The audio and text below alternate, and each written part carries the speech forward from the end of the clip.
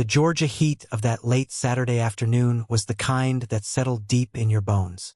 A thick, humid blanket that made the ice in your glass sweat as much as you did. I was at a cookout at Noah's family home. A familiar scene I've been a part of for years. Laughter from his aunts and uncles mixed with the sizzle of burgers on the grill and the distant drone of cicadas humming their summer song.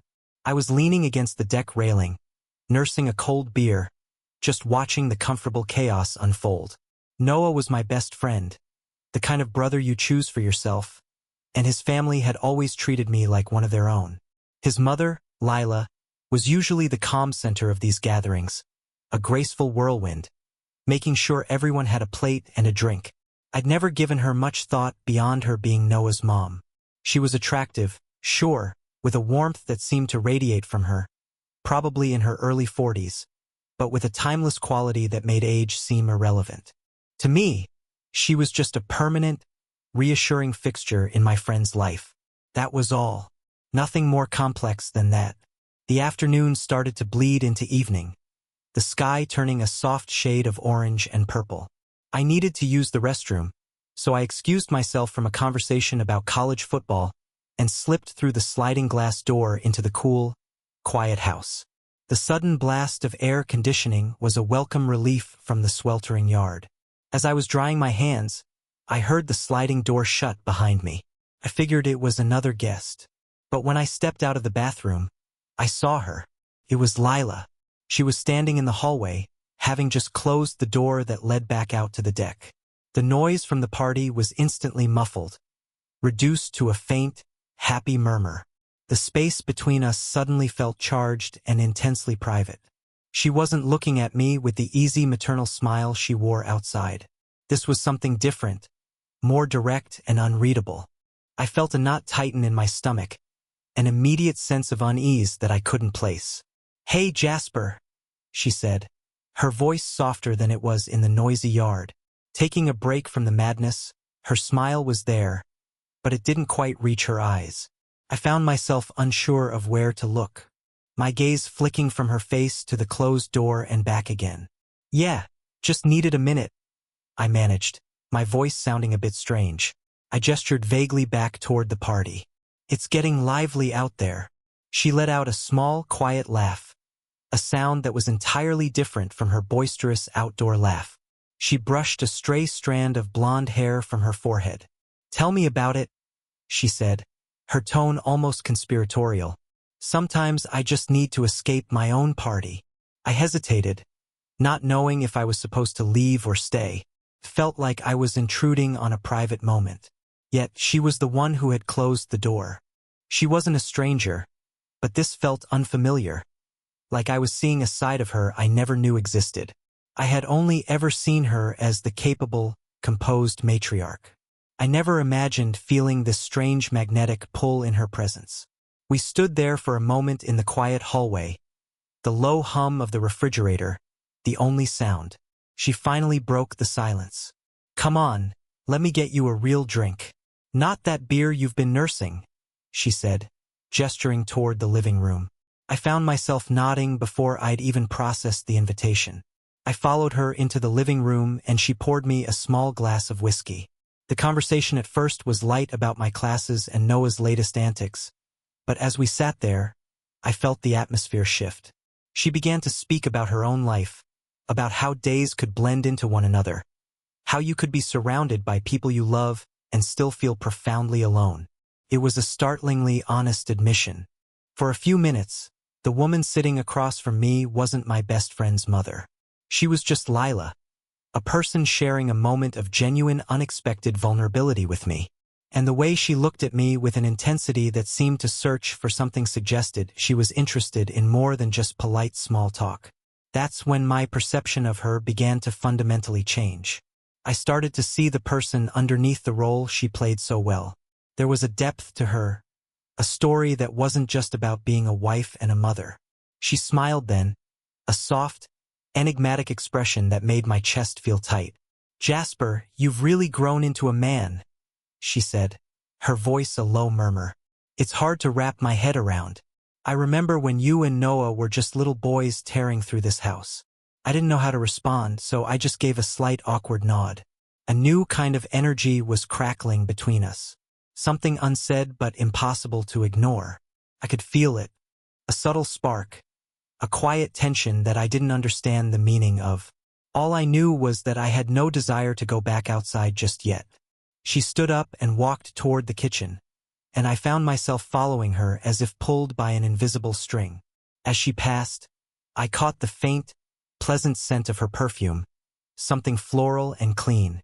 In that brief instant, the label of Noah's mom dissolved completely. She was simply a woman, an individual with her own history, her own desires. "Thanks for listening," she said, turning to face me by the kitchen counter. "I think I really needed to talk to someone tonight." I offered a small smile, feeling a strange warmth spread through me. "Anytime," I said, and as I finally made my way back to the party, I couldn't shake the feeling that a profound shift had just occurred. Something unspoken had been planted between us, and I had no idea where it would lead. The next time I saw Lila, it was completely by chance. I was at the grocery store a few towns over, trying to pick up a few things for my apartment. When I saw her in the pasta aisle, she was holding 2 different jars of marinara sauce, studying the labels with a small concentrated frown. For some reason, that simple image struck me. How had I never noticed the quiet elegance she possessed? It wasn't just about her looks. It was the deliberate way she moved, the subtle confidence in her posture. It was as if she held a piece of knowledge that the rest of the world was missing. I hadn't expected to see her, and frankly, I was unsure how to act. We hadn't spoken since that strange, charged conversation during the cookout, but something about that evening had resonated with me. The memory of her candidness and the way her eyes had held mine lingered in my mind. I had tried to dismiss it as a one-off, a weird moment until she looked up from the jars and her eyes met mine. "Jasper," she said, her voice a low, welcoming hum. A calm smile spread across her face. It was the kind of voice that had an immediate disarming effect, making you feel completely at ease. I smiled back, trying my best to seem casual. "Hey, Lila. Didn't expect to run into you here." She gestured with one of the jars toward her nearly full cart. "Just grabbing some things for dinner." "You?" It was a simple, mundane question, but it quickly blossomed into a real conversation. We stood there in the aisle talking about recipes, the unpredictable weather, and other trivial things. But underneath the surface of our casual chat, I could feel that same undercurrent, that thrum of something deeper. There was a tension that was both subtle and undeniable. It was in the brief glances, the quiet smiles, and then out of nowhere, she asked, "Are you busy tonight?" She said it so nonchalantly, as if the answer didn't matter, but I could tell she was carefully testing the waters. I wasn't sure how to respond. I shrugged, affecting a laid-back attitude. "Not really, just planning on a quiet night at home." A faint smile touched her lips. "Noah's out with his friends tonight. I was thinking of making lasagna. You should come over. It would be nice to have the company." The invitation caught me completely off guard. My first instinct, the safe and logical one, was to politely decline. After all, besides Noah, what common ground did we really have? But there was something in her tone, a quiet plea beneath the casual offer that made it incredibly difficult to say no. Before my brain could catch up, I heard my own voice replying, "Yeah, sure, I'd like that." And just like that, it was settled. I had no idea what I was walking into.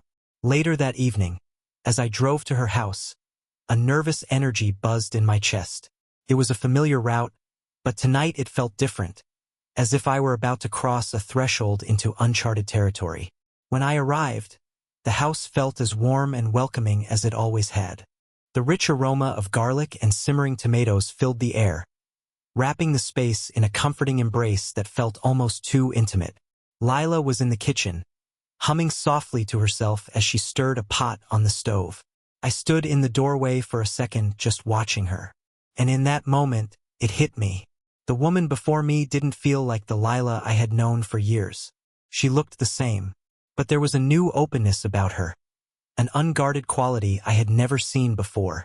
"Go ahead and have a seat," she said, glancing over her shoulder. "Dinner's almost ready." I took a seat at the kitchen island, trying to quell the nervous flutter in my stomach.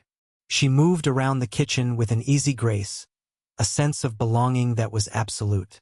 Meanwhile, I sat there trying to make sense of the storm of feelings brewing inside me. It wasn't just her appearance or her relaxed demeanor.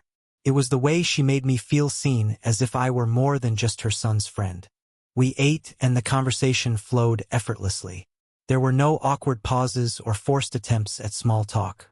We spoke about life, about dreams deferred, and about how things rarely go according to plan. She talked about her younger years, reminiscing about the thrill of spontaneity, the feeling of being excited for what the future held. She confessed that with Noah being older and more independent, her life had settled into a predictable routine. There was a raw edge to her voice when she said it. It felt like she was releasing words that had been held back for years. I just listened. I didn't offer any profound advice or cheap wisdom. I simply nodded and let her speak. And as I sat there, I started to notice the little things. The way her eyes lit up when she spoke about something she was passionate about. The genuine, unforced sound of her laughter. She was no longer just Noah's mom in my mind. She was a complete person. A woman with her own thoughts, her own history, and her own unfulfilled desires. This was delicious, I said as we finished eating, and I started to help clear the plates. She smiled at me, and for a fleeting second, I saw something deeper in her gaze, a flicker of gratitude and something more. "I'm so glad you came," she said. "It's been a long time since I've had a real conversation with someone." I didn't know what to say, so I just nodded slightly. But I knew in that instant that we were both thinking the same thing. A new dynamic had formed between us, one that didn't need to be spoken aloud to be understood. When it was time for me to leave, she gave me a hug at the door. It was simple and warm, meant to be casual. But her hand lingered on my back for a fraction of a second too long. And that small gesture stayed with me. "Take care, Jasper," she whispered, her voice barely audible. My mind was spinning as I walked to my car. The evening had felt so normal on the surface, yet it had unlocked something inside of me that I couldn't name. She hadn't done anything explicitly wrong, but the way she had looked at me, the way she had listened, it made me feel like there was something real growing between us, a connection of a different kind. I had been to Noah's house 1,000 times, but this visit was unlike any other, and I hated how much I found myself replaying it in my mind in the days that followed. I tried to push it away to convince myself that nothing had really happened. A few days later, Noah called and asked if I wanted to grab a drink. I agreed, thinking a night out might help clear my head. But as soon as I walked into the dimly lit bar, I saw her. Lila was sitting at a high-top table with a couple of her friends. She spotted me almost immediately, and a slow smile spread across her face as she gave a small wave. Without thinking, I waved back. Her smile was relaxed, but it held a warmth that hadn't been there before. A silent acknowledgement of our shared evening.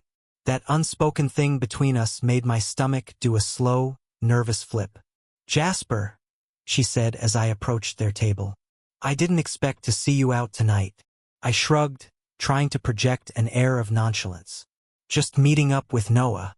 I didn't realize you'd be here." She let out a light laugh. "Yeah. Just catching up with some old friends. It's been a while since I've had a night out." Her eyes held mine for a beat longer than was necessary. And just like that, the tension was back. That subtle hum of electricity that seemed to exist only between us. Always there, just beneath the surface of things. I should have walked away. Should have just said goodnight and found Noah. But I didn't. Instead, I found myself pulling up a chair and sitting down next to her. We talked and laughed, pretending that there was nothing unusual about the situation. Eventually, Noah arrived and joined us, sliding into the booth. The three of us sat there talking about school, reminiscing about old times and laughing at stupid things we did as kids. But even with the lively chatter all around us, my mind kept drifting. And every time Lila glanced in my direction, I felt it. That shift. That unspoken something that her gaze or her laugh would trigger deep inside me. A feeling I didn't fully understand. It felt like we were both guarding a secret that neither of us had the courage to name. At one point, Noah got up to order another round of drinks, leaving just the two of us at the table. I hadn't planned on saying anything, but the words tumbled out before I could stop them. "So, Lila, how have you really been?" She paused, her smile fading slightly. For a moment, I saw something raw and unguarded in her eyes. "I'm okay," she said quietly. "Just feeling a little lonely lately." Her honesty was a gut punch. It was as if she had peeled back another layer, revealing a person I hadn't known was there. Someone far more complex than just Noah's mom. "Yeah," I replied, nodding slowly. "I get that. It's not always easy." She gave a small nod in return, and we sat in silence for a moment. It wasn't an awkward silence. It was comfortable, filled with a shared understanding. I wanted to say more, to offer some kind of comfort, to ease the burden I could see she was carrying, but the words wouldn't come.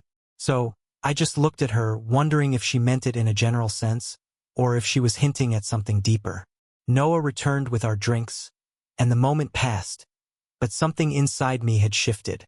That night, my perception of Lila was cemented. She was no longer just a friend's parent. There was a different kind of light around her now, a dangerous and alluring one. Later, when we all decided to head home, I walked Noah to his car, but my thoughts were consumed by that brief, quiet conversation with her. What did she mean by lonely? Was she just bored with her life? Or was she quietly asking for something more? As soon as I got back to my apartment, I collapsed onto my couch and replayed the entire night in my head. That dinner, that confession at the bar, that look in her eyes. It was then that I knew this wasn't just some random series of events. There was something else happening between us, something unspoken and powerful. And whether I wanted to admit it or not, I was being pulled into it. The scariest part, I wasn't sure I wanted to resist anymore. The next few days felt heavy with unspoken thoughts.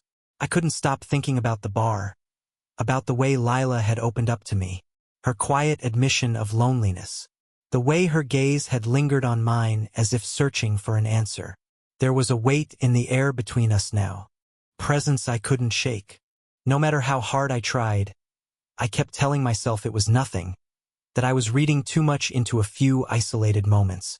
But I knew that wasn't true. Noah and I had always been inseparable. He was my best friend. But lately, even when we were just hanging out, I found my mind drifting away. Back to her, back to Lila. I hated myself for it. I hated the thoughts that circled endlessly, refusing to leave me in peace. Her smile, the way she carried herself. She felt different to me now, and it was changing everything. That Saturday, I decided I needed to clear my head. I called Noah and suggested we go to the local park and shoot some hoops just like we used to. Maybe if I could exhaust my body, I could quiet my mind. When I got to the court, Noah was already there practicing his free throws.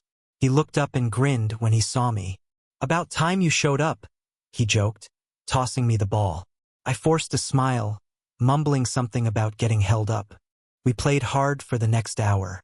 The familiar rhythm of the game a temporary distraction. We were laughing, talking trash, and trying to one-up each other. But my head wasn't really in it. My thoughts were somewhere else entirely, in a place that was warm, soft, and deeply confusing. After a while, we took a break, sitting on the edge of the court to catch our breath. Out of the blue, Noah asked, "Hey man, you think my mom's doing okay?" He wiped the sweat from his forehead with the back of his arm, his gaze fixed on the cracked asphalt. The question threw me. "What do you mean?" I asked, trying to keep my voice steady. "I don't know. She's just been distant lately," he said, still not looking at me. "Not herself. I don't know if she's stressed about something, but it just feels off. I think she's going through something." That admission hit me harder than I expected. I had always seen Lila as this pillar of strength, a steady, composed presence who was never rattled. But maybe I had been wrong. "I don't know," I said, keeping my tone carefully neutral. "Have you talked to her about it?" He shook his head. "Not really. Every time I try, she just brushes it off, says she's fine. I don't want to push, but I can just tell something's up." I didn't know what to say. A part of me, a reckless part, wanted to tell him everything, to confess what I had been feeling and seeing the change in her and the corresponding change in me. But I couldn't, not yet. Maybe not ever. Maybe she just needs some space, I offered, trying to sound casual. Yeah, he muttered, but I could hear the doubt in his voice. He wasn't convinced. We finished our game and headed back to his place. The entire drive, my stomach was in knots. A feeling of dread building, as if I were walking towards something I couldn't prevent. We walked in the front door and there she was. Lila was sitting on the couch, idly flipping through a magazine. She looked up when we came in, her face arranged into a pleasant smile as if everything were perfectly normal. "Hey, you too," she said, her voice bright, but I could see it. There was a weariness in her eyes, a subtle tension in the set of her shoulders. I knew she was playing a part. "Hey, Mom," Noah said, dropping onto the couch beside her. "You good?" She paused for a fraction of a second before nodding. "Yeah. Just been one of those long weeks." I could tell she was deflecting, treating it like it was nothing. I didn't press the issue, mostly because I wouldn't know how. My own heart was pounding louder than I wanted to admit. So, I retreated to the kitchen, telling myself I just needed a glass of water. I needed a moment to breathe, to escape the heavy atmosphere in the other room. But as I was reaching for a glass, I heard footsteps behind me. Lila was standing in the doorway, her arms crossed over her chest. "Jasper," she said quietly, her voice calm but direct. "Can we talk for a minute?" I turned around, surprised. Yeah, sure. What's up?" She stepped into the kitchen and gently closed the door behind her. The small space seemed to shrink and I felt my chest tighten as she moved closer. I wanted to thank you for the other night," she said, her gaze not quite meeting mine. "For dinner? It meant a lot to me." I swallowed hard, her words landing with more weight than I anticipated. "Of course," I replied. "You know, you can always talk to me if you need to." She nodded slowly and for a moment neither of us spoke. We stood in a dense, heavy silence that buzzed with everything we weren't saying. Then, almost as if to change the subject, she said, "Noah's a good kid. You know, he's had his struggles, but he has such a good heart."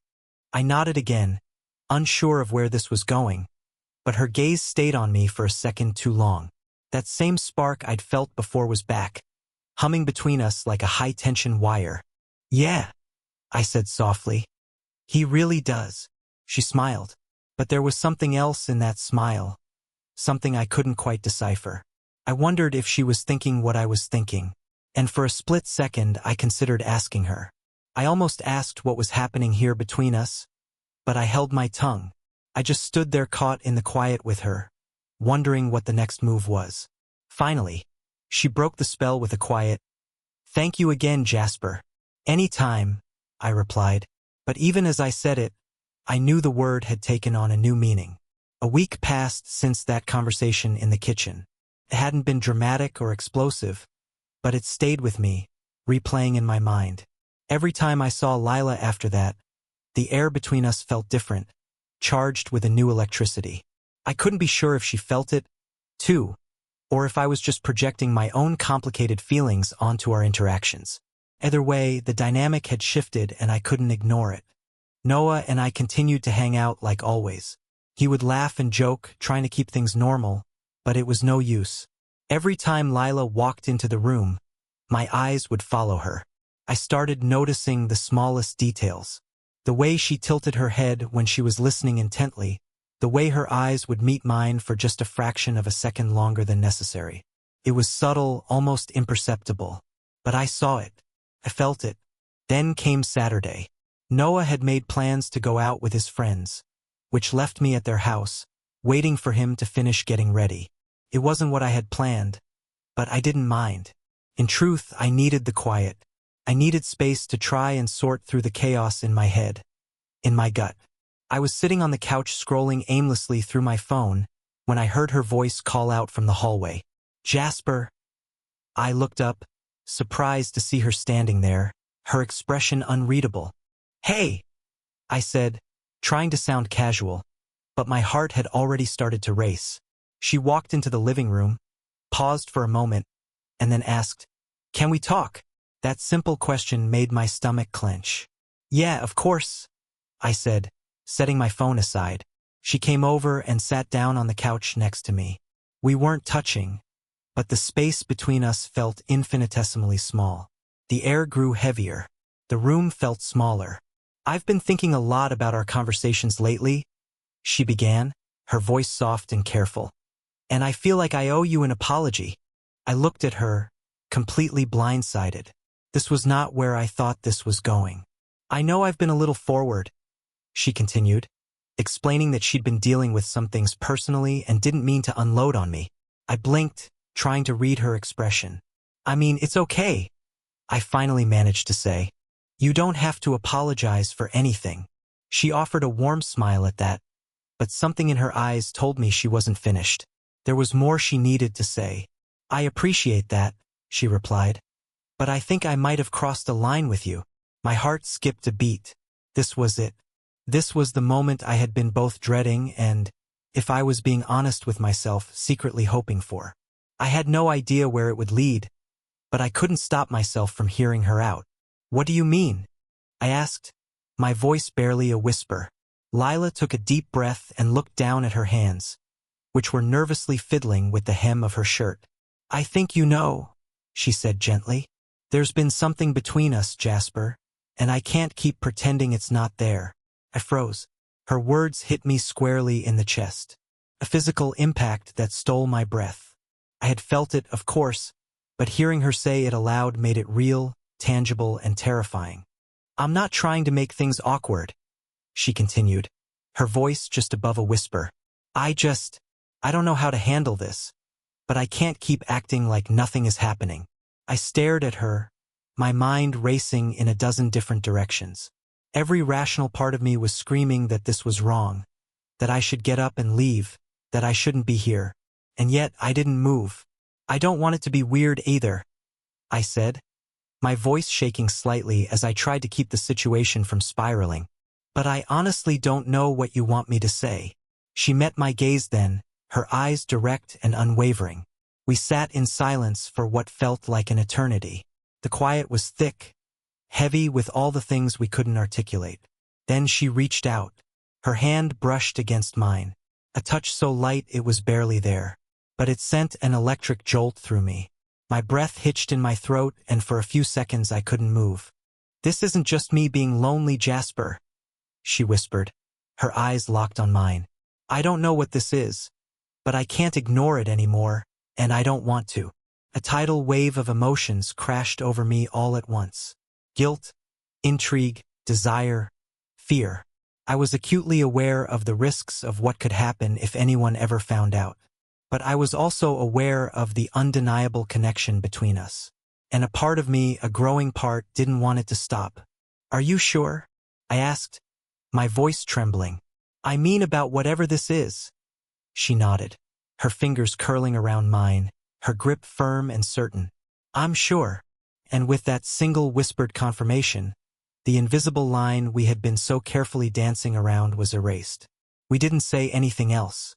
There was nothing left to say. The air had changed.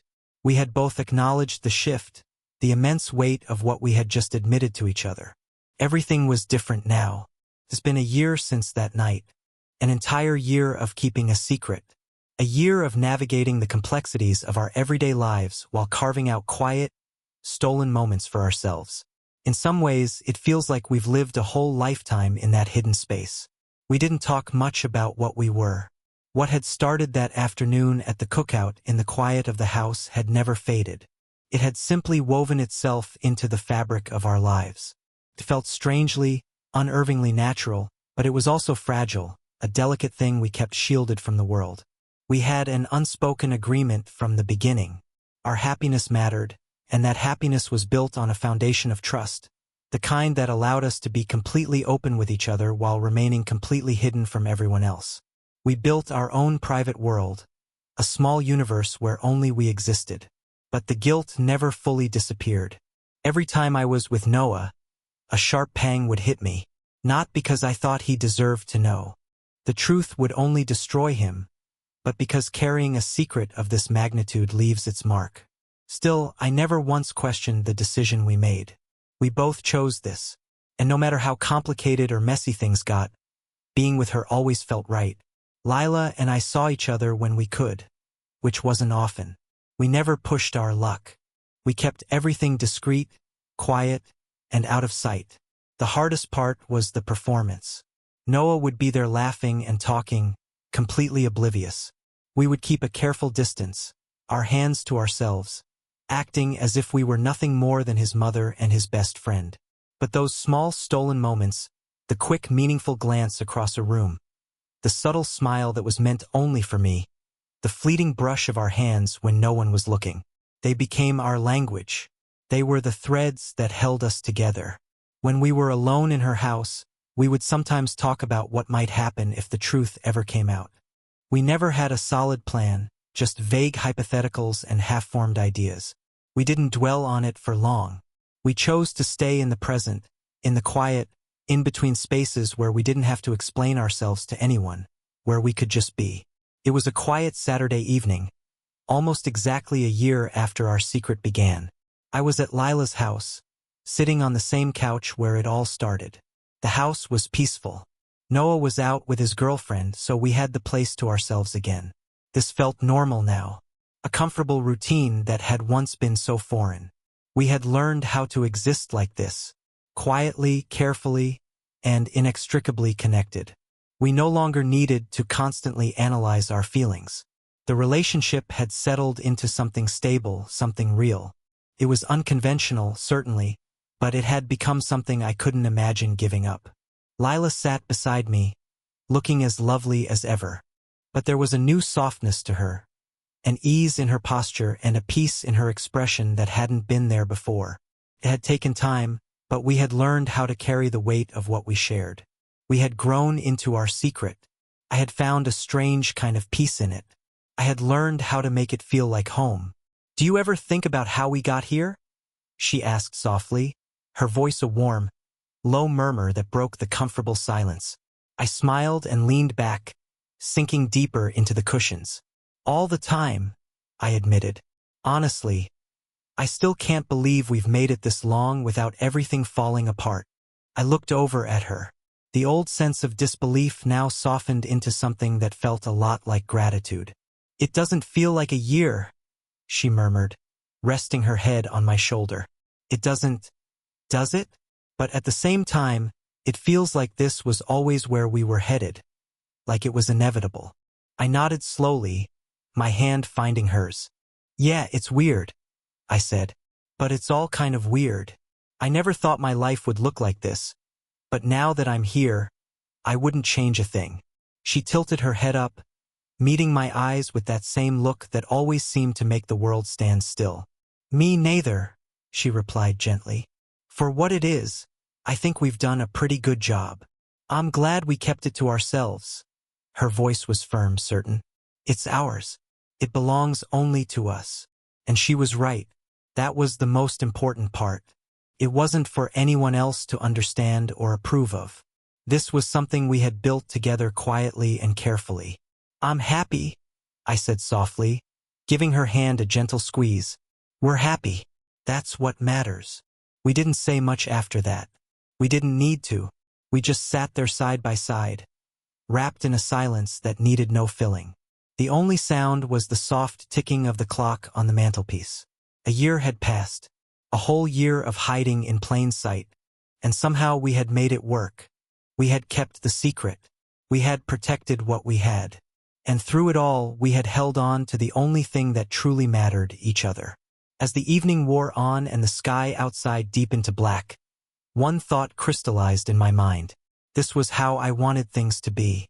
It wasn't perfect. It was messy and complicated and wrong by every conventional measure. But it was ours.